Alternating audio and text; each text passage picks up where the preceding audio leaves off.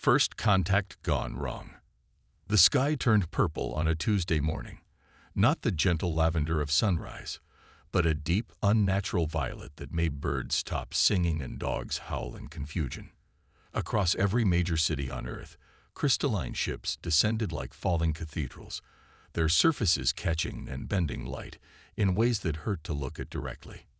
The Korvax had arrived. They came not as explorers or traders, but as conquerors who had already decided humanity's fate. Their ships, each one larger than Manhattan, positioned themselves over capital cities with mathematical precision. For 12 hours, they said nothing.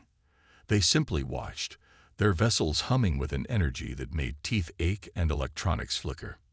When they finally spoke, their message bypassed all human technology and resonated directly in every conscious mind on the planet. The voice was neither male nor female, neither young nor old. It was the sound of absolute certainty. Species designated Earth Prime 7. You have been evaluated. Your technological development has reached the threshold of galactic awareness. By the ancient laws of the Korvax Empire, you are presented with the choice of submission. Surrender all technological advancement beyond basic agriculture. Return to your natural state. Serve the Empire in perpetuity, or face complete molecular dissolution. You have one rotation of your planet to decide. The world's leaders gathered in emergency sessions. Presidents, prime ministers, dictators, and kings all faced the same impossible choice. In Beijing, the debates raged for hours. In Washington, military advisors presented scenarios that all ended in extinction. In Moscow, old Cold War bunkers were reopened and stocked. Humanity had never been more united in purpose, yet more divided in approach. Some argued for negotiation. Switzerland's representative suggested compromise. Perhaps they could keep some technology, offer limited service to the empire. Others pushed for immediate surrender, citing the overwhelming technological superiority displayed by the Korvax ships. But in a small room in Geneva, where the United Nations had convened its most critical session in history, a different sentiment was growing. General Sarah Chen, representing the Unified Earth Defense Coalition, stood before the assembly with fire in her eyes. "They want us to choose between slavery and death," she said, her voice cutting through the chaos. "But they've made one critical error. They've assumed we'll make a rational choice. They don't understand that humans don't always choose what's logical. Sometimes we choose what's right." The debate continued for 20 hours. As Earth's rotation brought the deadline closer, tensions reached a breaking point. That's when the Korvax made their demonstration. Geneva ceased to exist in less than 3 seconds. The entire city, home to millions, simply vanished. No explosion, no debris, no crater. Where Geneva had stood, there was now only smooth, glassy ground that reflected the purple sky. The message was clear. This was not a negotiation. The loss of Geneva did something to humanity that the Korvax hadn't calculated. It didn't break their spirit. It forged it into something harder. Across the globe, the debates stopped. The arguments ended. In their place came a cold, unified rage that transcended all borders, all languages, all old hatreds. The remaining world leaders reconvened via secure channels. The vote was swift and unanimous. Earth's response was broadcast on every frequency in every language, using technology cobbled together from a dozen nations in less than an hour. "This is Admiral Chen, speaking for United Earth. We have received your terms. We reject them. We choose neither slavery nor extinction. We choose war. And we promise you this. You will remember the day you woke the sleeping giant of humanity." The Korvax response was immediate. Energy weapons that could vaporize mountains lashed out at Earth's major cities, but humanity had spent the hours of debate preparing. Underground networks activated. Hidden military installations revealed themselves.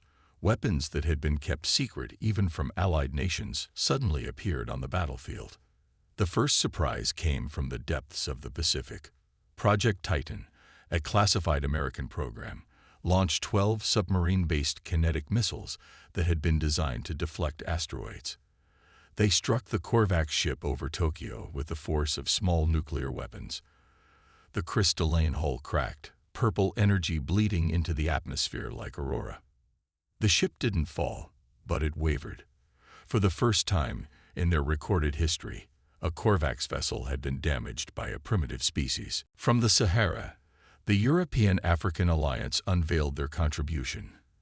Directed energy weapons that used the Earth's magnetic field as a focusing lens. Beams of coherent plasma struck Korvax ships over Cairo and Lagos, scarring their perfect surfaces. In the Himalayas, a joint Indian-Chinese project activated. Quantum computers that had been developed in absolute secrecy began attacking the Korvax communication network, introducing chaos into their perfectly ordered battle systems. The Korvax fought back with terrible efficiency. Entire armies were vaporized. Cities burned. Millions died in the first hours of the conflict. But for every human that fell, 10 more took their place. Civilians armed themselves with whatever they could find. Scientists shared decades of secret research. Enemies became allies overnight. The battle raged for 3 days. Earth's skies burned with energies that hadn't been seen since the planet's formation. The Korvax, expecting swift capitulation, found themselves in a grinding war of attrition against an enemy that refused to yield. On the 4th day, something unprecedented happened. The Korvax ships began to withdraw. They pulled back beyond lunar orbit, their damaged vessels leaking energy into space. For the first time in 10,000 years of conquest, the Korvax Empire had been forced to retreat from a primitive world. The galaxy watched through hidden sensors and quantum communicators. Enslaved species who had lived under Korvax rule for millennia whispered among themselves. The humans had done the impossible. They had drawn blood from their masters. On Earth, the celebration was muted. Too many had died. Too much had been lost. But in the ashes of Geneva, in the rubble of 100 cities, something new was being born. Humanity had been given a terrible gift. Unity forged in the fires of survival. In underground bunkers and makeshift command centers, Earth's new unified leadership prepared for what they knew was coming. The Korvax would return. They would come with greater numbers, better prepared for human unpredictability. But humanity would be ready. Scientists worked around the clock, reverse engineering fragments of Korvax technology recovered from the battlefield. Military strategists developed new doctrines based on the lessons learned. Engineers built weapons that shouldn't have been possible with Earth's technology. As the purple glow faded from Earth's skies, Admiral Chen stood in the ruins of what had been the United Nations building. Around her, representatives from every nation worked side by side, their old divisions forgotten in the face of extinction. "They'll be back," she said to the gathering, "stronger, angrier, and ready for our tricks. But they've made a fundamental error. They've given us time to prepare. They've shown us their weapons. And most importantly, they've given us a common enemy." She looked up at the stars, where humanity's destiny now lay. When they return, they won't be facing the divided Earth they first encountered. They'll be facing the united humanity.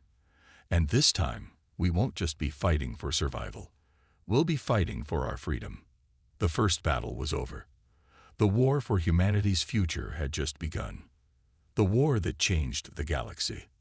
3 months after their retreat, the Korvax returned as predicted. But this time, they brought an armada that defied comprehension. Where 12 ships had attacked Earth initially, now there were 36. Each vessel was larger, more heavily armed, and accompanied by swarms of smaller combat drones that moved like angry wasps around their parent ships. The purple sky returned, but this time humanity was ready. Deep beneath the Rocky Mountains, in a bunker that had been expanded and reinforced using recovered Korvax materials, Earth's new unified command center buzzed with activity. Admiral Chen, now Supreme Commander of Earth Defense Forces, studied the holographic displays showing the approaching fleet. "They've learned from last time," she observed, noting the tighter formations and overlapping shield configurations. "No more isolated targets. They're treating us as a genuine threat now." Dr. James Kim, head of the newly formed Xenotech division, nodded gravely. Our analysis of their technology suggests they're capable of much more than what we saw in the first engagement. They were testing us before. This is their real military force. The Korvax announced their return with actions rather than words. They began by systematically destroying Earth's satellite network, plunging global communications into chaos. But humanity had anticipated this. Underground fiber networks and quantum communication systems, developed during the 3-month preparation period, activated seamlessly. The second assault began differently than the first. Instead of targeting cities, the Korvax struck at military installations and infrastructure. Power grids failed across continents. Military bases were reduced to molten glass. It was a calculated campaign designed to cripple Earth's ability to resist. But humanity had learned too.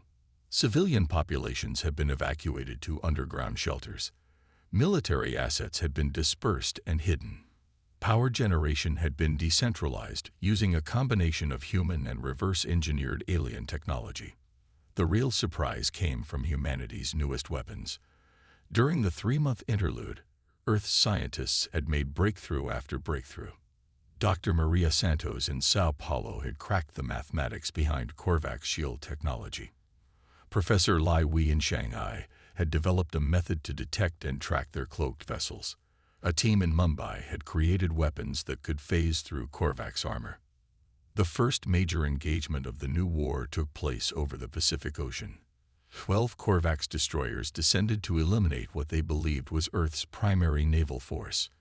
Instead, they flew into a carefully prepared trap. The ocean itself became a weapon. Massive underwater generators, built using principles derived from captured Korvax technology, created a localized magnetic storm that disrupted the aliens' propulsion systems. As the destroyers struggled to maintain altitude, hidden missile batteries on 100 small islands opened fire simultaneously. The new weapons were devastatingly effective. Phased plasma warheads passed through Korvax shields as if they didn't exist. Quantum torpedoes destabilized the crystalline structure of their hulls. Within minutes, 3 destroyers were falling toward the ocean, their perfect symmetry shattered. But the Korvax adapted quickly. The remaining ships pulled back and recalibrated their systems. When they returned, their shields had been modified to counter the new weapons. The battle became a deadly dance of adaptation and counter-adaptation, with each side learning from the other in real time. What the Korvax hadn't expected was the human underground resistance. In every city, in every town, ordinary people had transformed into guerrilla fighters. When Korvax ground troops landed to establish control zones, they found themselves in urban warfare unlike anything in their long history of conquest. Humans didn't fight like other species. They used improvised weapons, psychological warfare, and suicidal determination. Children acted as spotters. Elderly people became suicide bombers. Entire families worked together to sabotage Korvax equipment. The turning point came in what military historians would later call the Battle of Berlin Eye. A massive Korvax command ship, the crystalline equivalent of an aircraft carrier, descended to establish a permanent base in the ruins of the German capital. Unknown to them, the ruins hid humanity's most ambitious project. For weeks, resistance fighters had been smuggling components into the city. Scientists and engineers, working in hidden bunkers, had assembled a device that theoretically shouldn't exist, a quantum virus designed to infect the Korvax hive mind network. When the command ship landed, a team of volunteers led by Captain Hans Müller infiltrated its perimeter. They knew it was a suicide mission. They went anyway. Using stolen Korvax armor and weapons, they fought their way to the ship's communication core. The quantum virus was uploaded directly into the Korvax network. Within seconds, it spread to every connected ship and drone in Earth's orbit. The effect was catastrophic for the invaders. Their perfect coordination collapsed. Ships fired on each other. Drones went rogue.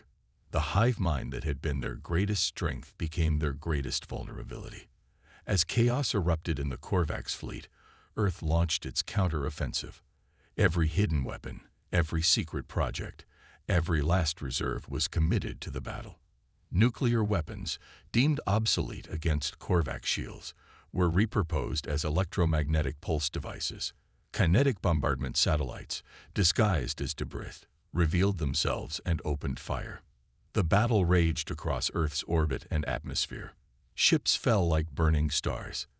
The sky itself seemed to catch fire as energies that predated the universe itself were unleashed. Both sides fought with desperate determination. The Korvax to maintain their collapsing empire, humanity to secure their freedom. The galaxy watched in stunned silence.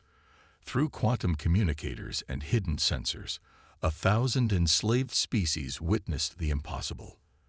The Korvax Empire, undefeated for 10 millennia, was losing to a species that had barely left its home planet. On the bridge of the Korvax flagship, Supreme Commander Vexhai faced a decision that would reshape galactic history. His fleet was in shambles. The quantum virus had corrupted their battle systems beyond repair. Below, on Earth's surface, humans continued to resist with unbreakable determination. For the first time in Korvax history, Vexhai transmitted a message that wasn't a demand or an ultimatum. It was a question. Why? The single word resonated in every human mind. Why do you resist when logic dictates surrender? Why do you choose death over servitude? Why do you fight when you cannot win? Admiral Chen's response was broadcast across the galaxy, reaching not just the Korvax, but every species watching the battle. Because freedom is not logical. It's not something that can be calculated or measured. It's written into our souls. We fight because that's what humans do when faced with tyranny. We resist because our children deserve to grow up free. And we win because we're willing to pay any price for that freedom. She paused, then added words that would echo through history. You came to our world expecting to find another slave species. Instead, you found humanity. And humanity doesn't kneel. The final battle was swift and decisive. With their coordination shattered and their technology compromised, the Korvax fleet began to retreat. But humanity pressed the attack. Ship after ship was disabled or destroyed. The empire that had terrorized the galaxy for 10,000 years crumbled in a single day. When the last Korvax vessel limped away from Earth, something fundamental had changed in the galaxy. The myth of Korvax invincibility was broken. On 1,000 worlds, enslaved species looked up at their masters with new eyes. If humans could defeat the Korvax, perhaps freedom was possible for everyone. Earth had paid a terrible price. Billions were dead. Cities lay in ruins. Entire ecosystems had been disrupted. But humanity had survived. More than that, they had triumphed. In the weeks that followed, Earth became a beacon of hope. Ships from species long thought extinct began arriving in the solar system. They came not as conquerors, but as pilgrims, seeking to understand how humanity had achieved the impossible. Admiral Chen, now recognized as the leader of free humanity, addressed the gathering of alien representatives in the restored United Nations chamber. Before her stood beings of every imaginable form, crystalline entities, energy beings, creatures of living metal, and others that defy description. We didn't defeat the Korvax because we were stronger, she told them. We won because we were willing to die for something greater than ourselves. Because we united when faced with extinction. Because we never forgot that freedom is worth any price. She looked out at the assembly, seeing in their alien eyes the same spark that had driven humanity to victory. The galaxy has lived in fear for too long. It's time for that to change. Earth stands ready to help any species that seeks freedom. Together, we can build a galaxy where no empire rules through fear, where every species can chart its own destiny. The age of the Korvax Empire was over. The age of galactic freedom had begun, and at its heart stood humanity, bloody but unbroken, scared but stronger, ready to face whatever challenges the universe might bring. They had wanted negotiation. Humanity had delivered destruction. In doing so, they had not just saved themselves, they had lit a fire of freedom that would spread across the stars. The galaxy would never be the same.